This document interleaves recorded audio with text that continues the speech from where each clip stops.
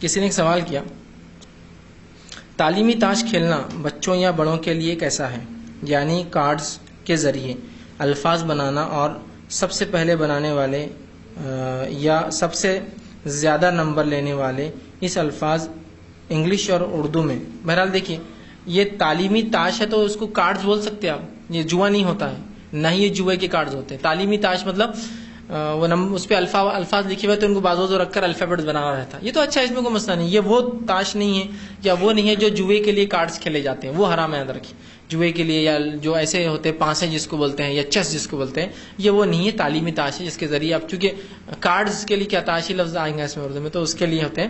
تو انشاءاللہ اس کا مقصد چونکہ آپ کا یہ ہے کہ اس کے ذریعے آپ کے بچے علم سیکھیں اور اس سے ہو، تو یہ بہرحال اس میں شامل نہیں ہے جو حرام ہے کھیلنا، جوا اور اس قسم کی چیزیں. فائز بھائی ایک سوال پچھلے بار 2 لے لیا تھا نمبر سے، تو ایک اور لے لیتا ہوں. کسی نے ایک سوال کیا کہ داڑھی تو محمد صلی اللہ علیہ وسلم کی سنت ہے، پھر اکثر کہتے ہوئے سنا ہے کہ جتنی لمبی گھنی داڑھی اتنا بڑا دھوکے باز. ایسا کیوں؟ ٹھیک، چلو میں تو تھوڑا بچ گیا، زیادہ نہیں ہے. ٹھیک، بہرحال کسی نے سوال کیا کہ بہت سی مرتبہ ہوتا ہے کہ داڑھی تو رسول اللہ صلی اللہ علیہ وسلم کی سنت ہے، لیکن بہت سے لوگ یہ کہتے ہیں کہ جتنی بڑی اور گھنی داڑھی ہوں گی اتنا بڑا دھوکے باز. تو بہرحال دیکھیے اس کی کیا وجوہات ہے. لوگ جو باتیں کہتے ہیں کچھ نہ کچھ ان کی اس کے بھی تاثرات ہوتے ہیں، ایکسپیرینسز ہوتے ہیں اور کچھ نہ کچھ وجوہات ہوتی ہیں.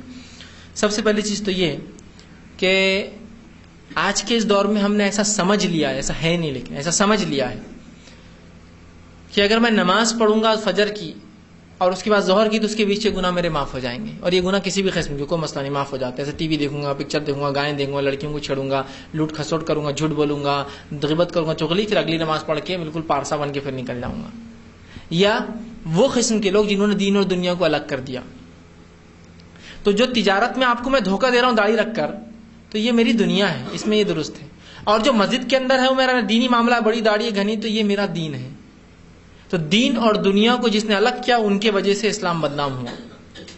کہ یہاں داڑھی تو بہت لمبی کر لی، گھنی داڑھی ایک دم بڑی رکھے، اور تجارت میں دھوکہ دے رہا ہے، ادھر کی ٹوپی ادھر پہنا رہا ہے، ادھار لے کر دیتا نہیں ہے. آج بولتے یار یہ ایسا کیوں ہے، یہ آدمی ایسا کیوں کر رہا ہے؟ اس لیے کہ وہ بیچارے نے غلط سمجھا اسلام کو. اس نے یہ سمجھا دین الگ اور دنیا الگ ہے. لیکن اس کی غلط سمجھ کی وجہ سے میں اسلام پہ الزام لگاؤں، یہ درست نہیں ہوگا. نہیں وہ برقعے والے لڑکیاں ایسا کرو تو ہم بغیر برقعے کے اچھے نہیں. آپ اچھے ہیں ہی نہیں.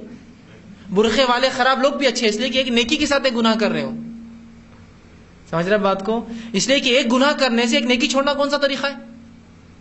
ایک عورت ہے جس سے گناہ ہو رہے برقعے میں بھی، تو ٹھیک ہے نا، لیکن ایک نیکی تو کر رہی کم از کم برقعے کی. نہیں وہ برقعہ بھی چھوڑ دو نا پھر گناہ. تو یہ کون سی دلیل ہے کہ گناہ کرے تو نیکی بھی چھوڑ دینا؟ اگر میں غلطی کر رہا ہوں تو نماز بھی چھوڑ دوں؟ پھر نہیں تم سے بہت غلطی ہو نماز چھوڑ دو. نہیں، کم از کم ایک نیکی تو کر رہی ہو کہ برقعہ پہن دی. آج نہیں کل انشاءاللہ اللہ اس کو سمجھ دیں گے. تو یہ نہیں کہ وہ برقعے والوں سے تو غیر برقعے اچھے، نہیں، برقعے والے اچھے ہیں. نہیں وہ داڑھی والوں سے تو ہم بغیر داڑھی، نہیں، کبھی نہیں ہو سکتا. کیوں؟ تو وہ کم از کم ایک گناہ کر رہا ہے تو ایک نیکی بھی تو کر رہا ہے. صاحب میں غیر سمجھ ہے، غلط سمجھ ہے، چوک رہا ہے اپنی سمجھ میں، غلط فہمی میں کر رہا ہے، ایک نیکی تو کر رہا ہے. کم از کم اس نیکی کا ثواب بھی تو مل رہا ہے، چاہے وہ اس کا گناہ. نہیں داڑھی رکھ کے نیکی کر کے گناہ کر کے وہ تو اور بڑا گناہ ہوتا ہے. اسی کو دلیل کی داڑھی رکھ کے گناہ کر تو زیادہ عذاب ملتا اور نہیں داڑھی رکھ کے کرے تو کم ملتا. تو اچھے وہی ہے کبھی بھی، سوائے اس کے کہ ان کی سمجھ میں فرق ہے. ان کا ہمارا کام ہے کہ ان کی اصلاح کریں، ٹھیک. لیکن ایسا نہ ہو کہ ہم نے بہت دیکھ لی داڑھی والے میاں جتنی گھنی داڑھی اتنا بڑا دھوکہ باز، یہ درست نہیں. اس لیے کہ داڑھی رکھنا یہ انبیاء علیہ الصلوۃ والسلام کی متفقہ علیہ سنت، سب نے داڑھی رکھی اور تمام صحابہ نے، ٹھیک ہے.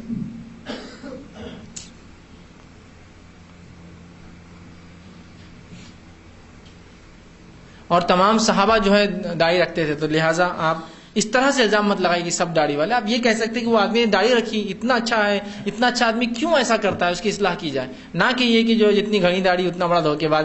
یہ اصول درست بھی نہیں ہوگا، ہر جگہ لاگو بھی نہیں ہے، ٹھیک، لاگو بھی نہیں نا. ہو سکتا ہے آپ کو بہت بڑی گھنی داڑھی والا آپ کو دھوکے باز سمجھے، وہ آپ کا خیر خواہ نکلے.